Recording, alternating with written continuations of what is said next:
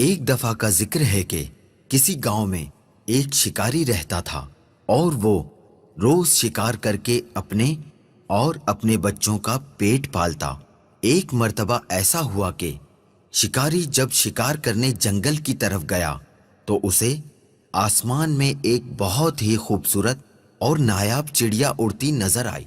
چڑیا کو دیکھتے ہی شکاری کے منہ میں پانی آ گیا اور وہ سوچنے لگا کہ اگر کسی طرح یہ نایاب چڑیا میرے ہاتھ لگ جائے تو اس کو بازار میں مہنگے داموں بیچ کر خوب پیسے کماؤں گا۔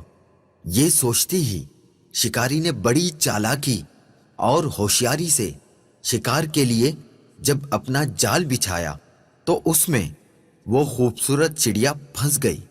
چڑیا کو جال میں دیکھ کر شکاری اپنی اس کامیابی پر بہت خوش ہوا اور دل ہی دل میں اس چڑیا کو فروخت کرنے کے منصوبے بنانے لگا۔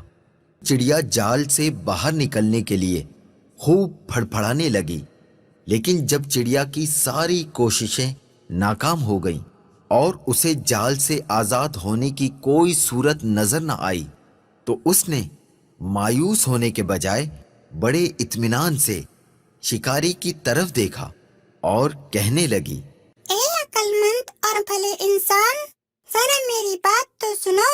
مجھ چھوٹی اور ننھی سی چڑیا کو پکڑ کر آپ کو کوئی فائدہ نہیں ہونے والا، کیونکہ اگر تم مجھے ذبح بھی کرتے ہو تو میرے تھوڑے سے گوشت اور گنتی کے چند نرم و نازک ہڈیوں سے تمہارا کیا بنے گا؟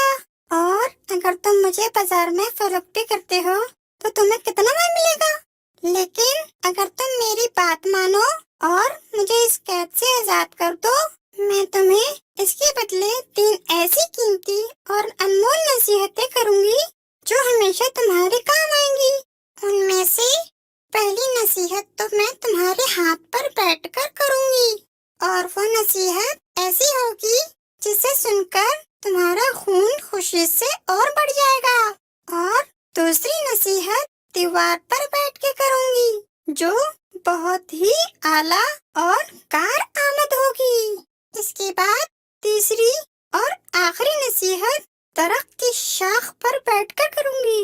اس لیے اب تمہاری عقل مندی کا یہی تقاضا ہے کہ تم مجھے آزاد کر دو اور میری ان تینوں نصیحتوں پر عمل کر کے دنیا میں بڑا نام کماؤ۔ شکاری نے چڑیا کی یہ پیشکش سن کر تھوڑی دیر سوچنے اور غور کرنے کے بعد اس کی بات مانتے ہوئے جال کی رسی کھول دی۔ رسی کھلتے ہی چڑیا اڑ کر شکاری کے ہاتھ پر آ بیٹھی۔ پہلی نصیحت کرتے ہوئے کہنے لگی، کسی بھی ناممکن بات پر کبھی یقین نہ کرنا، چاہے کوئی بھی کہے۔ یہ کہہ کر چڑیا اپنے وعدے کے مطابق پھر سے اڑی اور دیوار پر جا بیٹھی۔ وہیں سے دوسری نصیحت کرنے لگی، گزری ہوئی کسی بھی بات کا غم کبھی نہ کرنا۔ میرے اس چھوٹے سے وجود میں 10 درہم کا ایک ایسا قیمتی موتی ہے جس کی مثال پوری دنیا میں کہیں نہیں، اور اس مہنگے موتی کو پا کر تم اور تمہارے گھر والے خوب عیش و عشرت سے زندگی گزار سکتے تھے، مگر تمہاری قسمت پر افسوس، تم نے مجھے آزاد کر کے یہ بے مثال موتی اپنے ہاتھوں سے کھو دیا۔ اتنا سننا ہی تھا کہ شکاری زور زور سے اس طرح رونے اور چلانے لگا جیسے اس کا کوئی اپنا قریبی رشتہ دار مر گیا ہو۔ روتے روتے بار بار ٹھنڈی آہیں بھرتا اور کہتا، ہائے ہائے، میں تو لٹ گیا، برباد ہو گیا۔ ارے مجھ بے وقوف نے یہ کیا کر دیا، ہاتھ آئے خزانے کو کھو دیا، ایسی نادر چڑیا کو کیوں آزاد کر دیا۔ شکاری جب خوب رو دھو چکا تب چڑیا نے اسے مخاطب کرتے ہوئے کہا، ارے بے وقوف اور احمق شکاری، میں نے پہلے ہی تمہیں نصیحتیں کرتی تھی کہ گزری ہوئی بات کا غم نہ کرنا۔ جب یہ بات ہو ہی گئی تھی تو افسوس سے ہاتھ ملنا کس کام کا؟ اور ہاں، یہ نادان شکاری، تم نے میری پہلی نصیحت بھی تو غور سے نہیں سنی۔